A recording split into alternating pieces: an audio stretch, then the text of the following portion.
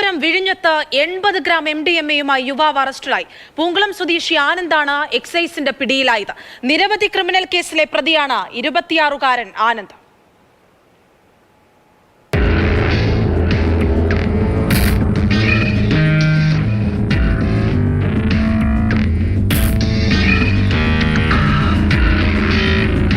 Christmas new year ആഘോഷങ്ങൾ പ്രമാണിച്ചുള്ള പതിവ് പരിശോധനയിലാണ് പൂങ്കുളം സ്വദേശി Anand 80 gram MDMA-യുമായി Neyyattinkara എക്സൈസിന്റെ പിടിയിലാകുന്നത്.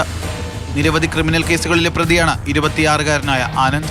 വിൽപ്പനയ്ക്കെത്തിച്ച 80 gram MDMA-യും നൈട്രസെപ്പാം ഗുളികകളുമാണ് excise സംഘം പിടിച്ചെടുത്തത്. ലഹരി വിൽപ്പനയ്ക്കിടെയായിരുന്നു അറസ്റ്റ്. ജില്ലയിൽ പലയിടത്തും രാസലഹരി വിൽപ്പന പതിവാണെന്ന രഹസ്യ വിവരത്തെ തുടർന്നായിരുന്നു പരിശോധന. എക്സൈസ് ഇൻസ്പെക്ടർ പ്രശാന്ത് JS നേതൃത്വം നൽകി. പിടിച്ചെടുത്ത ലഹരിക്ക് വിപണിയിൽ 2.5 ലക്ഷം രൂപ വരെ വില വരും.